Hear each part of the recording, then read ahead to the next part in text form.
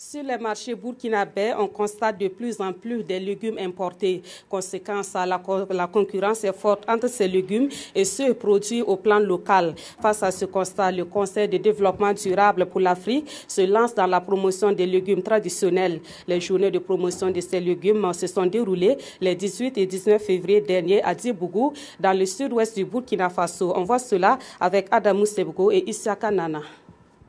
Des mets à base de gombo, d'aubergines africaines, de courrettes, d'oseille, d'amarante et de feuilles de moringa, entre autres, placés pour dégustation et leur saveur ne passe pas inaperçue.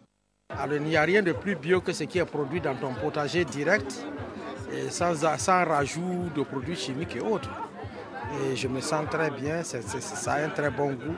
Ces légumes, classés dans la famille des légumes traditionnels africains, jouent un rôle important dans l'alimentation des populations au Burkina Faso. Ils contribuent énormément à améliorer la valeur nutritive des plats quotidiens. Le courette ou boulvaka, c'est l'amarante, tout ce qui est feuilles vertes, et il y a le gombo.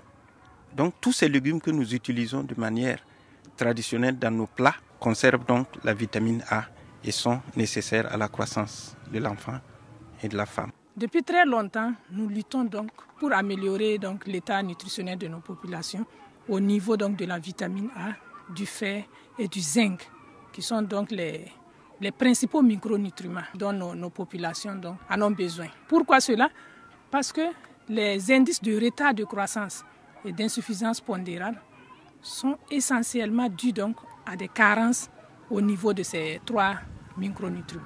Des indices de carence que tente de relever l'ONG ASUDEC à travers des initiatives. Bien que traditionnellement acceptés, les légumes africains font face à la présence d'autres catégories de légumes, mais aussi à la méconnaissance de leurs valeurs nutritionnelles. D'où la nécessité de renforcer les compétences des acteurs de la chaîne de valeur, de la maraîchculture du Sud-Ouest et aussi de créer un cadre d'exposition du savoir-faire. On convie tous les partenaires potentiels pour pouvoir discuter de tous les problèmes possibles et voir dans quelle mesure est-ce qu'on peut réellement ensemble et en synergie promouvoir le maraîchage. Aujourd'hui, les résultats sont très appréciés dans la zone d'intervention de l'ONG ASUDEC, une appréciation partagée par les populations dans une soixantaine de villages à l'est du Burkina et à Bapla dans la région du Sud-Ouest. Ça fait 17 ans, vraiment, j'ai tiré des profits. Ça nous a donné beaucoup de choses, c'est-à-dire l'amélioration de notre vie, ça aide à nourrir notre famille, ça nous donne de l'argent. Ça évite d'acheter des maladies même parce qu'il n'y a même plus la malnutrition dans certains villages.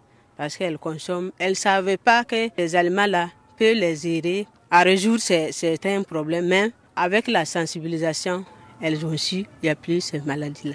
Des motifs de satisfaction auxquels s'ajoute l'implication et l'engagement de tous les acteurs. Et pour le secrétaire exécutif de l'ONG ASUDEC, qui a bénéficié de l'appui financier du CORAF, il ne faut pas s'arrêter en si bon chemin.